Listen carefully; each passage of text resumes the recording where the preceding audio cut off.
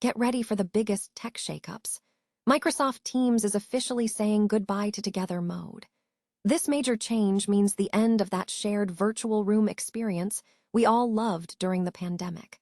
Microsoft is moving to a simpler layout, and we dive into exactly what this means for your meetings and collaboration.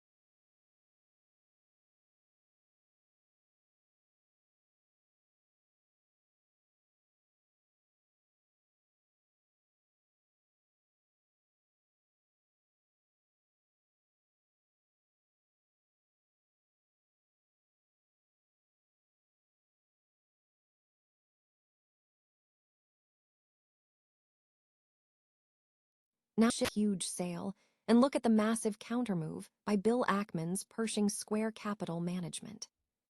And finally, a huge win for power users. Microsoft is expanding customization for the controversial Windows 11 Copilot key. Get ready for a major update that lets you finally remap that key into a right control or context menu key, giving you back control over your keyboard shortcuts. Stay with us to find out how this impacts your workflow. Microsoft is discontinuing the Together mode feature in Microsoft Teams, signaling a shift towards a simpler layout experience for its cloud-based communication and collaboration platform. This feature, introduced in the summer of 2020 during the height of the COVID-19 pandemic, was designed to enhance remote collaboration by creating a shared virtual space for participants, removing individual backgrounds to make meetings feel more cohesive. Microsoft announced the removal of Together mode due to several factors, including increased cognitive load for users, fragmentation of the meeting experience across different platforms like desktop, web, mobile, and Teams rooms, and added implementation complexity. In place of Together mode, Microsoft will be prioritizing the gallery view as the standard option for video conferencing. This view, similar to the traditional boxed view popularized by Zoom, can accommodate up to 49 participants simultaneously. Microsoft claims this change will simplify the meeting interface, deliver more stable and higher video quality, and allow service capacity to be redirected toward foundational video improvements. Furthermore, Microsoft is also eliminating scenes, custom scenes, and seat assignments from Microsoft Teams, alongside the removal of Together mode. The company stated that the core need that Together mode was intended to support, seeing important participants, can now be fully addressed by the modern gallery view. OpenAI, Microsoft, and other major AI chatbots are integrating advertising mechanisms to track user conversations and behavior for targeted advertising and conversion measurement. This practice raises significant concerns regarding user privacy. A new study published by professors at the University of California at Davis, titled Tracking Conversations, Measuring Content and Identity Exposure on AI Chatbots, investigates this issue across mobile applications, browser extensions, plugins, and embedded chatbots.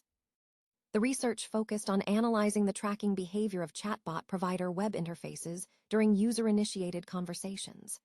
Researchers conducted a controlled test using a specific prompt, "pregnancy test near me," across 20 different chatbots in both normal and private chat modes, utilizing Google Chrome to establish a baseline for tracking caused by website design and third-party integrations. The traffic analysis involved 4 key stages: preprocessing encoded payloads, defining search targets for content and identity, matching these targets against captured traffic, and attributing matches to receiving parties. The analysis revealed that 47 unique third-party owners and 178 distinct chatbot to third-party domain pairs were identified during normal chat sessions. Advertising services were particularly pervasive, accounting for 73 of the 178 observed pairs. While some chatbots like Gemini, Meta AI, and Duck AI did not appear to contact external third parties directly, the study noted that Gemini communicated with Google-owned domains such as Google Analytics and Google Tag Manager, classifying these as platforms rather than strictly third-party entities. Similarly, Meta AI loads content from Facebook's CDN, and Duck AI strips user IP addresses before forwarding requests. However, some platforms exhibit extensive data sharing. CART, for instance, contacted 13 advertisers, including giants like Amazon, Google, Meta, Microsoft, Pinterest, and TikTok, alongside others. GenSpark was also found to contact a comparable number of advertisers. The data captured is extensive, including the user's exact prompt, assistant responses, keywords derived from chat titles, chat identifiers, unique URLs, and personal identity markers such as first and last names, email addresses, and first-party cookies.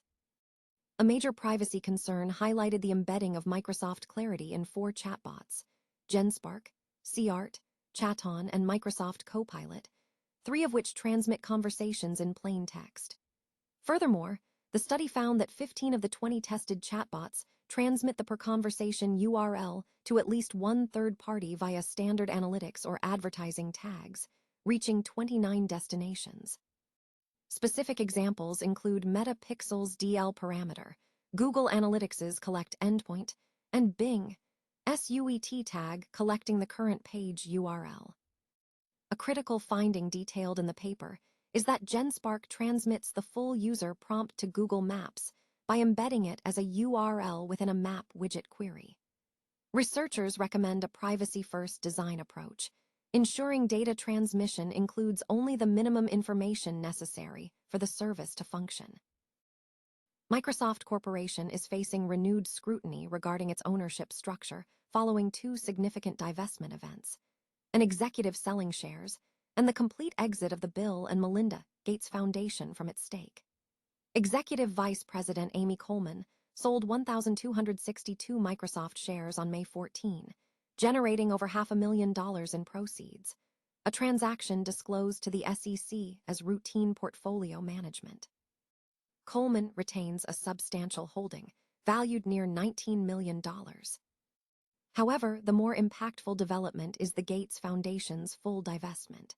The Foundation Trust filed an SEC Form 13F, confirming the sale of its final 7.7 million Microsoft B shares during the first quarter of 2026, concluding a relationship that spanned since the Foundation's establishment in 2000.